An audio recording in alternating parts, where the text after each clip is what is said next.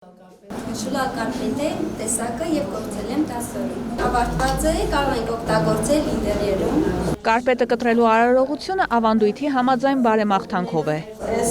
ձեռքի աշխատանքներ թող մարդկանց իրոք հոգեկան հանգստություն ու խաղաղություն պարգևի։ Թելիկ սոցիալ-մշակութային հասարակական կազմակերպությունում բացվել է տարվա ամփոփիչ ցուցահանդեսը, որը ներկայացնում է Շուլալ կարպետը իր գրավիչ բազմազանությամբ։ Կրթության, գիտության, մշակույթի եւ սպորտի նախարարության Շուլալ կարպետի ուսուցում եւ հանրահռչակում դրամաշնորհային ծրագրով Թելիկում գրեթե 8 ամիս Իջևան համայնքի 3 գյուղի 60-ից ավելի կին սովորել է գործել Տավուշում երբեմնի հայտնի այս կարպետը, փրկելով այն մոռացությունից։ Ծրագրի մասնակիցների համար սա յուրատեսակ ավարտական քննություն է, ցուցադրված է 60 աշխատանք։ 2021 թվականին Շուլալը նաև ոչ նյութական մշակութային արժեքների ցանկում ներառվել որպես անհապաղ պահպանության ենթակա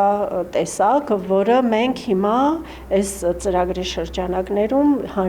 ուսուցում եւ հանրահռչակում ենք անում։ Շուլալը յուրահատուկ տեխնիկա է ու հենց Տավուշում շատ է տարածված։ Հենց դրանով էլ պայմանավորված է, որ մենք հենց Շուլալի վրա կենտրոնացանք։ 16 տարեկանից բարձր կանայք եւ աղջիկներ են մասնակցել, փոքրիկներ են եղել, որ ցանկություն են հայտնել մասնակցելու, իրանց էլ չենք մերժել։ Խաշթարակ գյուղից 16-ամյա Մանեն այս ամիսներին այնքան է հմտացել, որ արդեն ինքնուրույն կարող է տանը գործել։ Ինձ շատ է դուր եկել, շատ հոգեհարազատ էր ու ես կցանկանամ նաև նորից շարունակել թեկուզ տանը։ Ու այս իմ առաջի գործն է, որ գործել եմ։ Սա առաջին ցուցահանդեսն է նոր հարկի տակ, որը Թելիկին անհատույց հատկացրել է Իջևանի համայնքապետարանը։ 2019-ին հիմնված կազմակերպությունը մինչև վերջերս Տավուշի թեմի առաջնորդարանի շենքում էր գործում։ Համայնքապետարանը այս տարածքը հիմնանորոգված եւ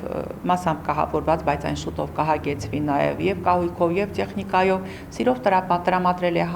Թելիկին, որպեսզի այն ստեղծագործի այս գեղեցիկ պայմաններում, որպեսզի նոր ավելի շատ մարդիկ ընդգրկվեն այստեղ։ Իսկ Թելիկում համոզված են, որ ավանդական Շուլալը նոր գույն ու նախշով դեռ կմտնի շատերի տներն ու հոգիները։ Վարդուհի Արզումանյան, Գայանե Թամամյան, Վահե Թամամյան, լուրեր։